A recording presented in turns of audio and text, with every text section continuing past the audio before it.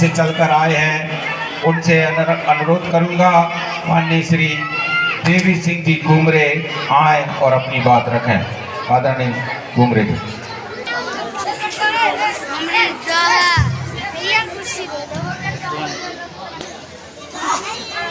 सर्वप्रथम प्रकृति सर्वोच्च शक्ति को सेवा जोहार करते हुए आज के आदरणीय सभा में उपस्थित इस देश के मूल मालिकिन और मालिकों के चरणों में सेवा सेवा जोहार जोहार। सम्मानित इस देश के मूल मालिक, मातृशक्तियां और पितृशक्तियां, आप सभी को सेवा जोहार करते हुए आज हमें इस बात पर विचार और चिंतन करना होगा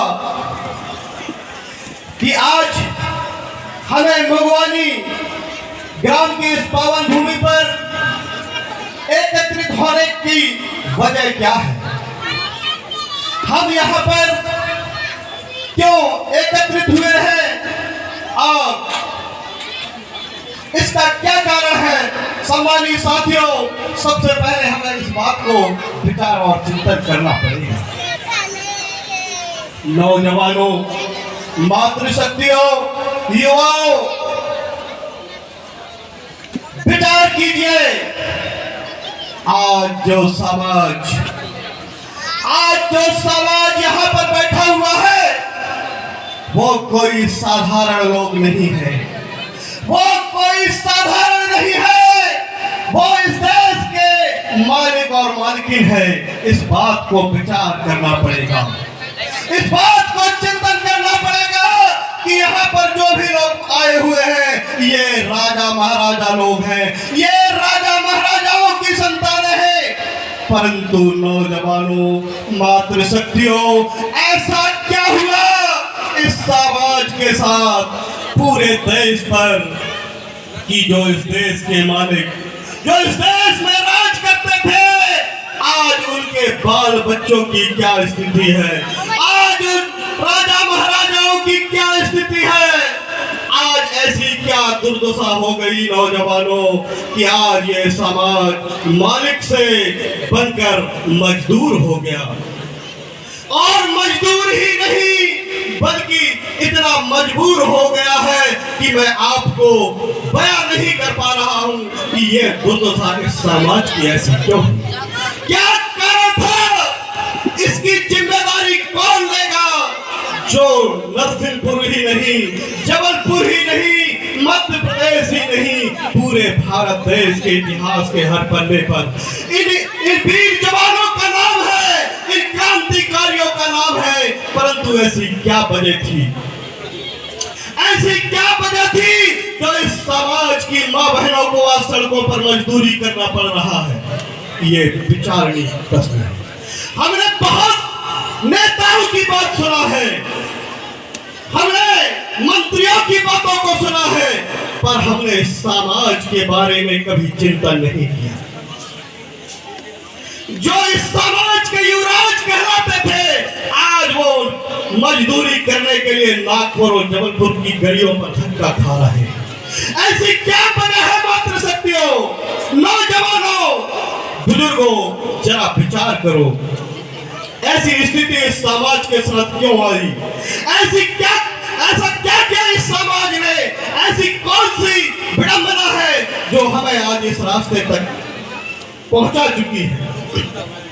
जिनके पास हजारों एकड़ जमीन हुआ करती थी, जिनके पास राजमहल हुआ करते थे, हमारे क्रांतिकारी वीर रघुनाथ साय शंकर साय जी के आज बलिदान दिवस पर आज उनके बलिदान को जानना होगा, आज उनके बलिदानों की गाथा को समझना होगा साथियों। क्योंकि इस देश पर गोंडवाना का शासन था, हजारों वर्षों तक आप लोगों ने शासन किया, परंतु दुश्मनों की नजर इस देश पर, इस देश का नाम सोने की चिड़िया कहाया करते थे।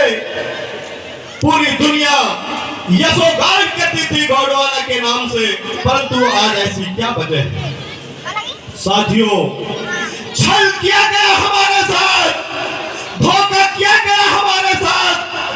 हमारी जमीनों को लूटा गया, हमारी मां बहनों के इज्जत के साथ खिलवाड़ किया गया, हमारे नौजवानों को धोखा दिया गया।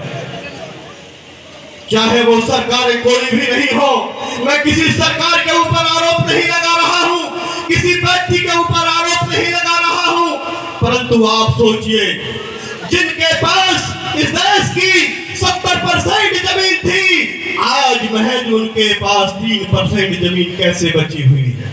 क्या कारण है? चलो मैं समझता हूं कि आदिवासी आदमी मर गया होगा, आदिवासी आदमी कहीं दूसरी जगह चला गया होगा, लेकिन आदिवासी समाज की जमीनें कहां गई, किसने निकल गया? यह सबसे बड़ी विचारणीय प्रश्न है। हमें हमारे साथ छल किया गया, हमारी जमीनों को लूटा गया, विकास के नाम पर हमारी जमीनों को लूटकर, बांध के नाम से हमारी जमीनों को लूटकर हमें बेघर बनाया गया, हमें मजदूर बनाया गया, और मजदूर ही नहीं बल्कि आज हम मजबूर हो गए हैं साथियों। नौजवानों, हम लोग मजदूरी किया कर लेते थे, चलो अगर कोई कुछ नहीं है तो हम मजदूरी से अपना जीवन यापन कर लेते थे, परंतु आज के समय में नौजवानों चिंतन करो, मशीनें आ गई है, गड्ढे खोदने का भी काम नहीं बचा है हमारे लिए, क्योंकि गड्ढा खोदने की भी मशीनें आ गई।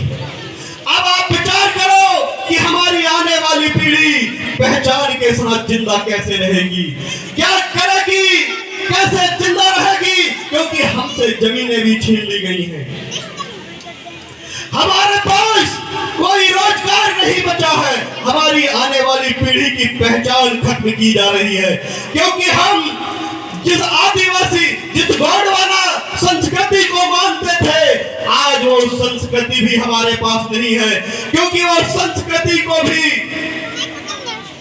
धूमिल कर दिया गया है, उसे संक्रमित कर दिया गया है। अब हमारी आने वाली पीढ़ी पहचान के साथ जिंदा कैसे रहेगी, ये प्रश्न मैं आपसे पूछना चाहता हूं। साथियों, रघुनाथ साय शंकर साय जी ने इस समाज के लिए, इस देश के लिए, इस जल जंगल और जमीन की रक्षा के लिए दुनिया में ऐसा पहली बार हुआ, दुनिया में ऐसा पहली बार हुआ कि किसी समाज के राजा महाराजाओं को तोप से उड़ाया गया हो। विश्व में ऐसी सजा कहीं पर भी किसी को भी नहीं दी गई जैसी सजा हमारे महाराजा रघुनाथ साय और शंकर साय को दी गई।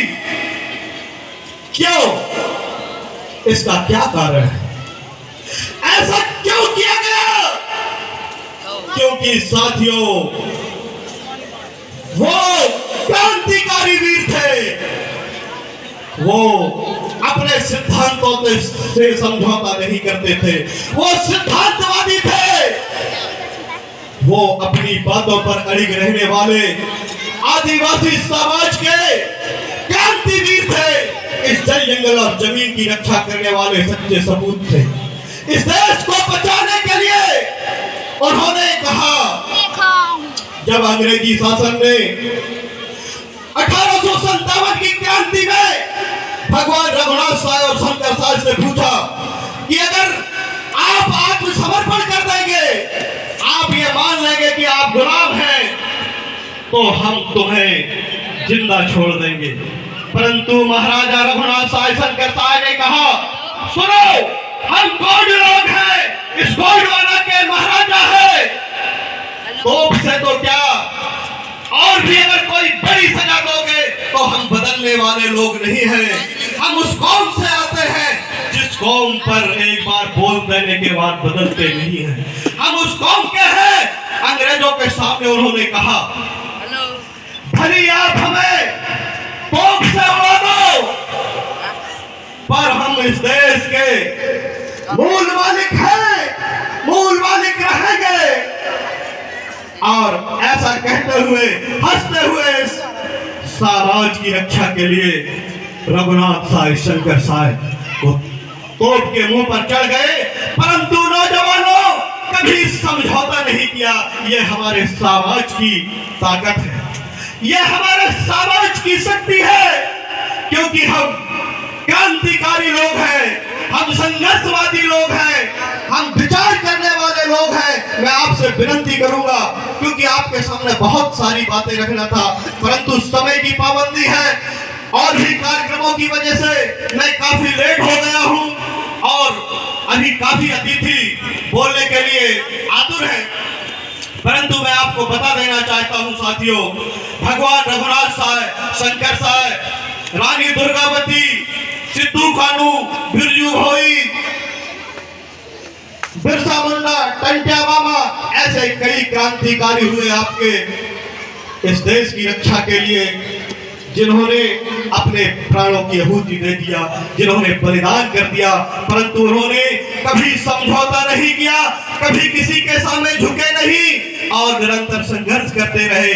मैं भी युवाओं से यही उम्मीद करूंगा, मुझे एक बार आज रघुनाथ साहब, शंकर साहब का बलिदान दिवस है, आप लोग उनकी जय जयकार करेंगे, उनको सेवा जोहार करेंगे, उनको मेरे साथ अर्धांजलि अर्पित करेंगे।